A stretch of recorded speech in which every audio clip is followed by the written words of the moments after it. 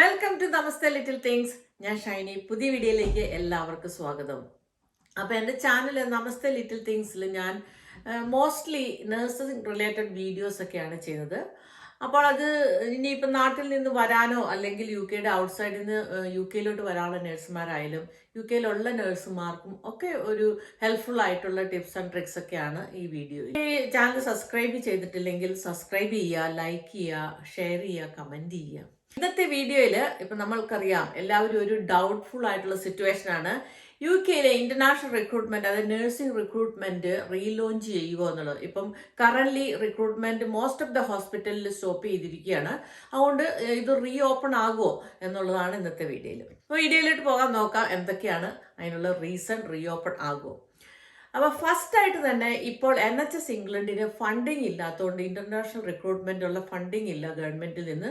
അതുകൊണ്ട് most of the trust ഇപ്പം NHSലോട്ടുള്ള international recruitment stop ചെയ്തിരിക്കുകയാണ്. പിന്നെ ചില ഓർഗനൈസേഷണൽ ട്രസ്റ്റ് ഫണ്ടിങ് ഉള്ള കാരണം അവർ ക്യാരി ചെയ്യുന്നുണ്ടായിരുന്നു റിക്രൂട്ട്മെന്റ്. ബട്ട് മിക്ക ഹോസ്പിറ്റലും അതും ഇപ്പോൾ സ്റ്റോപ്പാണ്. ഇപ്പോൾ മോസ്റ്റ് ഓഫ് ദ ട്രസ്റ്റിൽ തന്നെ ഫിനാൻഷ്യൽ കൺസ്ട്രെയിൻ ആയതുകൊണ്ട് റിക്രൂട്ട്മെന്റ് ടെമ്പററി ആയിട്ട് സ്റ്റോപ്പ് ചെയ്തിരിക്കുന്നത്. എന്നാൽ ചില ട്രസ്റ്റുകളിൽ, ചെറിയ ട്രസ്റ്റുകളിലൊക്കെ ഇപ്പോഴും ഓൺഗോയിങ് റിക്രൂട്ട്മെന്റ് ഉണ്ട്. എല്ലായിടത്തും കംപ്ലീറ്റ്ലി സ്റ്റോപ്പ് അല്ല, ചില ട്രസ്റ്റുകൾ ഇപ്പോഴും ഉണ്ട്. അപ്പോൾ അങ്ങനെയുള്ള ട്രസ്റ്റുകൾ നിങ്ങൾക്കറിയാമെങ്കിൽ അവിടെ അപ്രോച്ച് ചെയ്ത് അപ്ലൈ ചെയ്ത് കഴിഞ്ഞാൽ ഏജൻസി ത്രൂവോ അല്ലെങ്കിൽ ഡയറക്റ്റ് റിക്രൂട്ട്മെന്റ് ചെയ്യുന്ന ട്രസ്റ്റുകളാണെങ്കിൽ ഇപ്പോഴും പോസിബിലിറ്റീസ് ഉണ്ട്. പിന്നെ രണ്ടാമത്തെ കാര്യം, എന്തുകൊണ്ടാണ് ഇപ്പോൾ ഈ NHS റിക്രൂട്ട്മെന്റ് നടത്താത്തതെന്ന് വെച്ചാൽ കാരണം അറ്റ് പ്രസന്റ് യു കെയിൽ നഴ്സസിന്റെ വേക്കൻസി വളരെ ഒരു ലോ ലെവലിലോട്ട് വന്നിട്ട്, ലോ ലെവൽ എന്ന് പറയുമ്പോഴത്തേനും കഴിഞ്ഞ വർഷം 40,000 നഴ്സസിന്റെ വേക്കൻസി ഉള്ളത് ഇപ്പം 31,000 ആണ് ഇപ്പോഴത്തെ കറന്റ് വേക്കൻസി. അതായത് 7.5% വേക്കൻസിയാണ് യു കെയിലുള്ളത്. അപ്പോൾ അത് ഇപ്പോൾ 25% of nurses in the U K internationally trained nurses ആണ്. അവരെയാണ് കൂടുതൽ ഡിപ്പെൻഡ് ചെയ്യുന്നത്. പിന്നെ അടുത്ത റീസൺ എന്ന് പറഞ്ഞു കഴിഞ്ഞാൽ ഇപ്പം നഴ്സസ് ആൻഡ് സ്റ്റുഡൻസ്, നമുക്കറിയാം ഇന്റർനാഷണൽ സ്റ്റുഡൻസ് ഒക്കെ എല്ലാ യൂണിവേഴ്സിറ്റിയിലും നഴ്സ് ട്രെയിനിങ് എടുക്കുന്നുണ്ട്. അപ്പോൾ ഈ കറന്റ് സിറ്റുവേഷനിൽ ഈ ലോ വേക്കൻസി ആയതുകൊണ്ടും ഫിനാൻഷ്യൽ കൺസ്ട്രെയിൻ ആയതുകൊണ്ടും ഇപ്പോൾ ഇവിടെ ക്വാളിഫൈഡ് ആയ നഴ്സസിന് പോലും NHS ട്രസ്റ്റുകളിൽ ബാൻഡ് 5 പൊസിഷൻ കിട്ടാൻ സ്ട്രഗിൾ ചെയ്യുന്നു. അപ്പോൾ അതുകൊണ്ട് ആ റീസൺ കൊണ്ടും ഇപ്പോൾ ഇന്റർനാഷണൽ റിക്രൂട്ട്മെന്റ് ഒരു മാസീവ് റിക്രൂട്ട്മെന്റോ അല്ല ഒരു കണ്ടിന്യൂസ് റിക്രൂട്ട്മെന്റിലോട്ട് പോകത്തില്ല. ബട്ട് നമുക്കറിയില്ല ഫ്യൂച്ചറിൽ ഓപ്പൺ ആകുമോ, ഇതെല്ലാം ഈ ഫിനാൻഷ്യൽ കൺസ്ട്രെയിൻ ഒക്കെ മാറിക്കഴിഞ്ഞാൽ ഓപ്പൺ ആകുമോ എന്നുള്ളത് നമ്മൾക്ക് നോക്കി വെയിറ്റ് ചെയ്യേണ്ടിയിരിക്കുന്നു. ഈ കറന്റ് സിറ്റുവേഷനിൽ ഈ സ്റ്റിൽ അൺസർട്ടനിറ്റിയാണ്.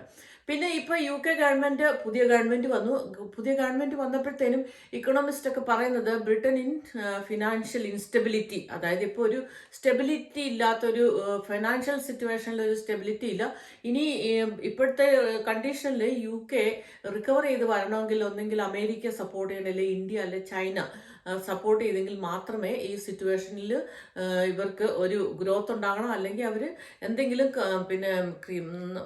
ഫിനാൻഷ്യൽ റിക്കവറിക്ക് വേണ്ടിയിട്ട് സഡൻ ഡിസിഷനോ പ്ലാനിങ്ങോ ചേഞ്ച് ചെയ്യേണ്ടിയിരിക്കുന്നു. അതുപോലെ ഇപ്പൊ തന്നെ പറയുന്നു യു കെയിൽ നഴ്സിംഗ് വേക്കൻസി തീരെ കുറഞ്ഞിട്ടുണ്ട്. 31,224 ആണ് കറന്റ് വേക്കൻസി. അതുപോലെ തന്നെ 7.5% ആണെന്ന് പറയുന്നു. ബട്ട് നമ്മളിപ്പോൾ ഒരു ഹോസ്പിറ്റലിൽ നമ്മുടെ കലീഗ്സ് ആയ നഴ്സസിനോടൊക്കെ ചോദിച്ചു കഴിഞ്ഞാൽ അവർ പറയും ഇപ്പോഴും വാർഡുകളിലൊക്കെ സ്ട്രഗിൾ ചെയ്യുന്നു. അതെന്തുകൊണ്ടാണ്? കാരണം ഒന്നാമത്തെ ഹോസ്പിറ്റലിൽ എനഫ് ബെഡ് ഇല്ല. പേഷ്യൻസിന്റെ നമ്പർ ഭയങ്കര ഡിമാൻഡിങ് ആയിക്കൊണ്ട് ഇപ്പോഴത്തെ വൈറൽ ഇൻഫെക്ഷനും ഇപ്പൊ ക്യാൻസറൊക്കെ കൂടി, അപ്പോഴത്തേനും ഹോസ്പിറ്റലിന് പേഷ്യൻസിന്റെ ഡിമാൻഡ് കൂടിയിരിക്കുന്നു. അപ്പോൾ ഹോസ്പിറ്റലിൽ ഇവരെ അക്കോമഡേറ്റ് ചെയ്യാനുള്ള ബെഡ് ഇല്ല. അപ്പോഴത്തെ ബെഡ് ഇല്ലാതെ വരുമ്പോഴത്തേനും ഇപ്പൊ പല ഹോസ്പിറ്റൽ ട്രസ്റ്റുകളിലൊക്കെ കോറിഡോർ കെയർ സ്റ്റോറിൽ ഇരുത്തി ട്രീറ്റ്മെന്റ് കൊടുക്കുന്നു. എനിക്കും അനുഭവം ഉണ്ടായിട്ടുണ്ട്. ഞാനൊരു ANE ചെന്നപ്പോഴത്തേനും എന്നെ അവർ കോറിഡോറിൽ ഇരുത്തിയിട്ടാണ്, എനിക്ക് ബ്രീത്തിങ് ഡിഫിക്കൽറ്റി ആയിട്ട് പോലും അവർ കോറിഡോറിൽ ഇരുത്തിയിട്ടാണ് എനിക്ക് ഇൻഹേലറും ഓക്സിജനും ഒക്കെ തന്നത്. അപ്പം എന്നെ അഡ്മിറ്റ് ചെയ്യണമെങ്കിൽ എന്നോട് പറഞ്ഞു അഡ്മിറ്റ് ആവണം, പക്ഷേ അനദർ 5 hours വെയിറ്റ് ചെയ്യണം. അപ്പം ഞാൻ പറഞ്ഞു പറഞ്ഞു ഇല്ല എന്നെ ഡിസ്ചാർജ് ചെയ്തു, ഞാൻ വീട്ടിൽ പോയി റെസ്റ്റ് എടുത്തോളാം എന്ന്. അപ്പം അങ്ങനത്തെ കണ്ടീഷനൊക്കെയാണ്. അപ്പം ഇങ്ങനത്തെ സ്ട്രെസ്ഫുൾ സിറ്റുവേഷനിൽ വർക്ക് ചെയ്യുമ്പോൾ നേഴ്സസ് സ്ട്രെസ്സാവും, അവർക്ക് പിന്നെ ഇല്ലാകും. അതുകൊണ്ട് അവർ സിക്ക് ലീവ് എടുക്കുക. അപ്പം ഭയങ്കരമായിട്ട് നഴ്സിംഗ് സ്റ്റാഫ് സിക്ക് ലീവ് എടുക്കുന്നുണ്ട്. അത് അവരെ ബ്ലെയിം ചെയ്തിട്ട് കാര്യമില്ല, നേച്ചർ ഓഫ് വർക്ക്.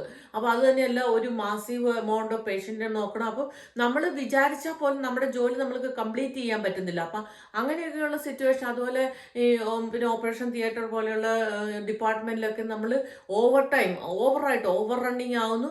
ഇതെല്ലാം നമുക്ക് നമ്മുടെ എല്ലാ റുട്ടീനെ ബാധിക്കുന്നു. അപ്പം അങ്ങനെയുള്ള ഓവർ വർക്കൊക്കെ ചെയ്യുമ്പോഴത്തേനും, ഓവർ സ്ട്രെയിൻ ഒക്കെ എടുക്കുമ്പോഴത്തേനും നമ്മൾ സിക്കാവും. അതുകൊണ്ടാണ് ഇപ്പം നമ്മൾ വേക്കൻസി ഇല്ലെന്ന് പറയുമ്പോഴും വാർഡുകളിലൊക്കെ ഡിപ്പാർട്ട്മെന്റുകളിലൊക്കെ ഡിഫിക്കൽട്ടീസ് ഉണ്ട്. സോ അതുകൊണ്ട് ഈ വേക്കൻസി ഓപ്പൺ ആവുമോ, ഇന്റർനാഷണൽ റിക്രൂട്ട്മെന്റ് ആകുമോ എന്നൊക്കെ ചോദിക്കുന്നവർക്കും സംശയമുള്ളവർക്കും ഇപ്പൊ ആർക്കും അതിനൊരു ഉത്തരം തരാൻ പറ്റത്തില്ല. എല്ലാ ഓർഗനൈസേഷനിലും കറണ്ട് ഫൈനാൻഷ്യൽ കൺസ്ട്രെയിൻ കാരണം റിക്രൂട്ട്മെന്റ്, അത്യാവശ്യമല്ലാത്ത എല്ലാ റിക്രൂട്ട്മെന്റും നിർത്തിവെച്ചിരിക്കുകയാണ്.